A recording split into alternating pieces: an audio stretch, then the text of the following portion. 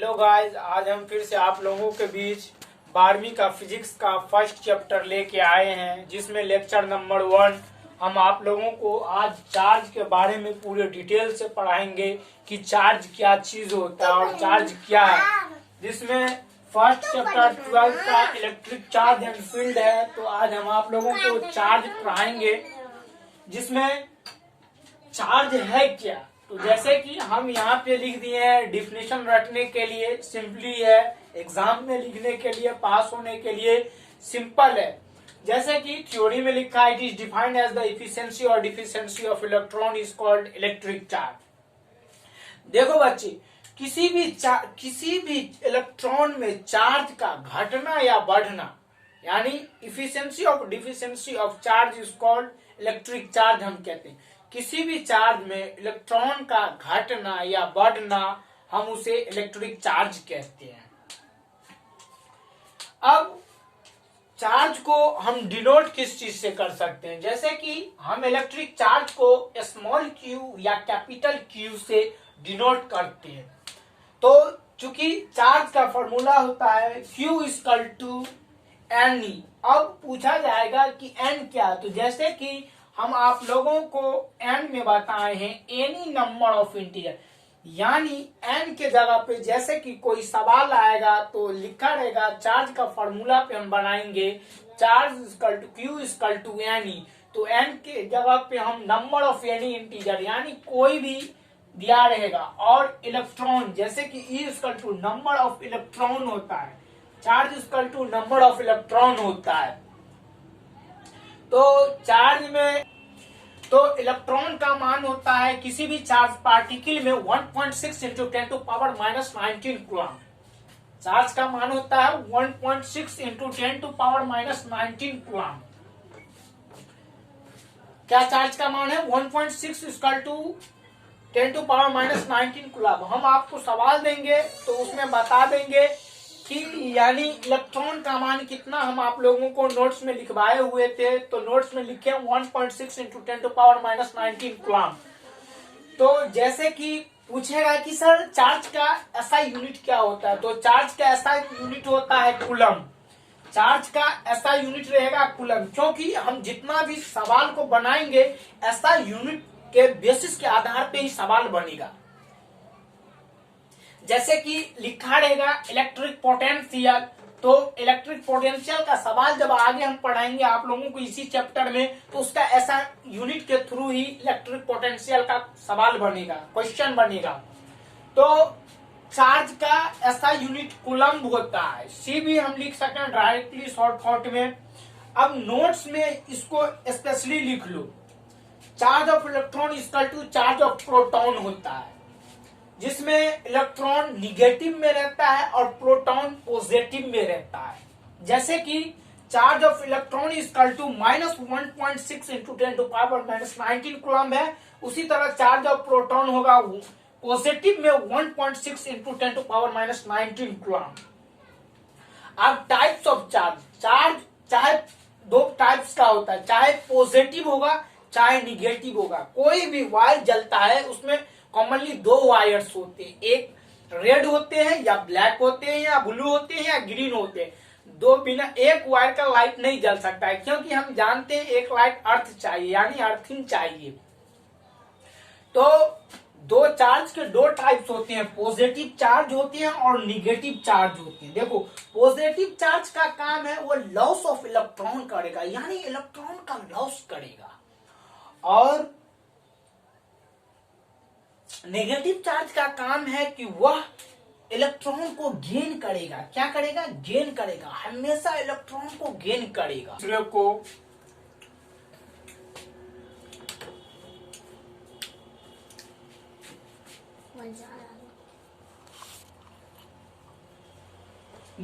जिस तरह positive charge एक दूसरे को रिपेल करते हैं अपने, यानी एक दूसरे को दूर भगाते हैं।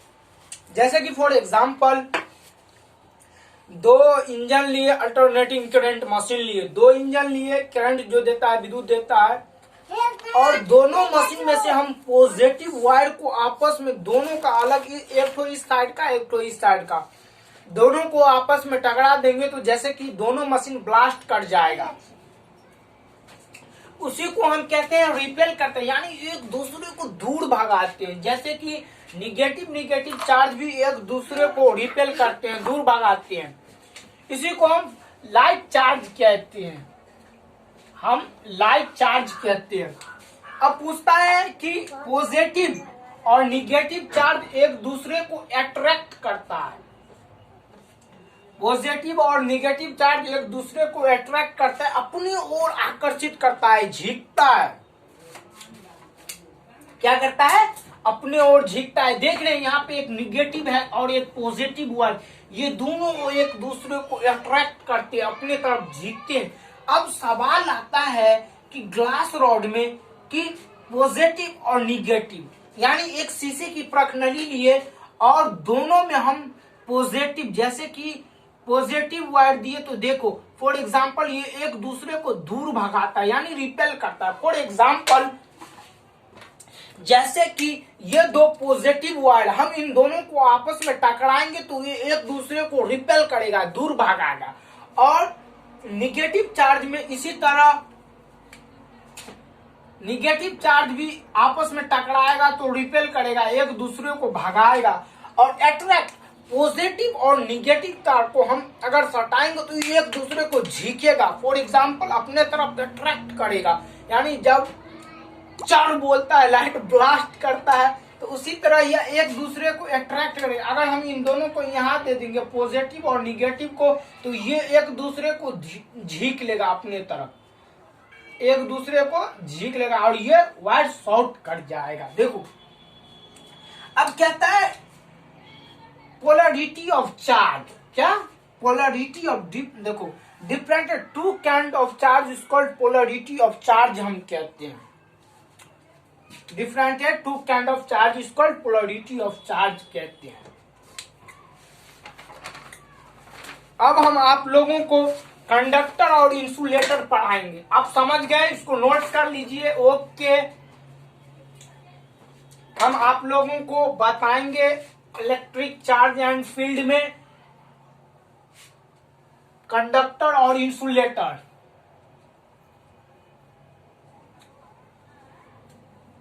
ओके, तो मिटाते हैं ट्रिक। समझ गए होंगे, हमें उम्मीद है आप लोगों। अभी हम आप लोगों को बताएंगे कि कंडक्टर क्या है, कंडक्टर और इंसुलेटर।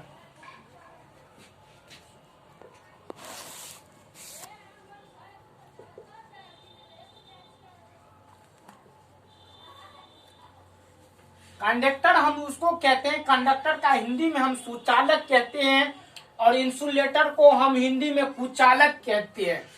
कंडक्टर हम किसको कहते हैं? आता है कि कंडक्टर हम किसको कहते हैं? कहता है वैसा सब्सटेंस जो इलेक्ट्रिक चार्ज को इजीली फ्लो कर जाए, वैसा यानी सब्सटेंस जो इलेक्ट्रिक चार्ज को इजीली फ्लो करता हो, इजीली बहता हो, तो कहते हैं दो substance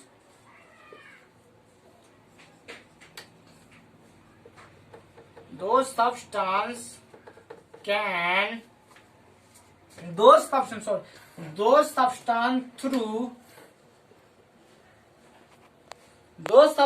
can through which electric charge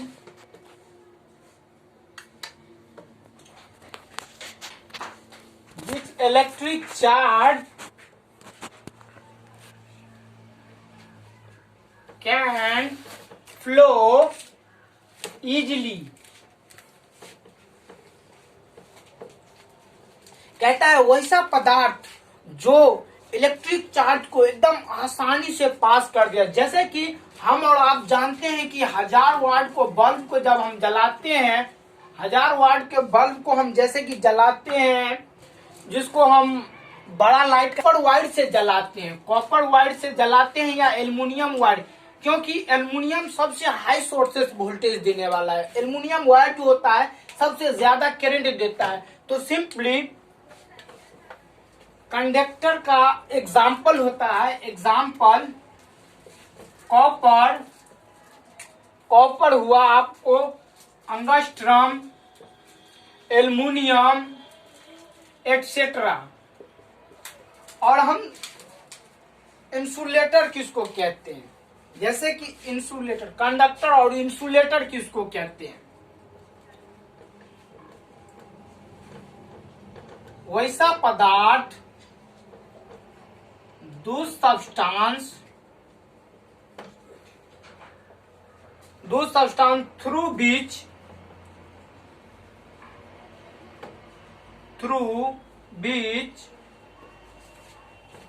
electric charge cannot flow. Electric charge cannot flow। कहता है वैसा सब्सटेंस जो इलेक्ट्रिक चार्ज को एकदम आसानी से उसको पास नहीं करता है, कैन नॉट फ्लो।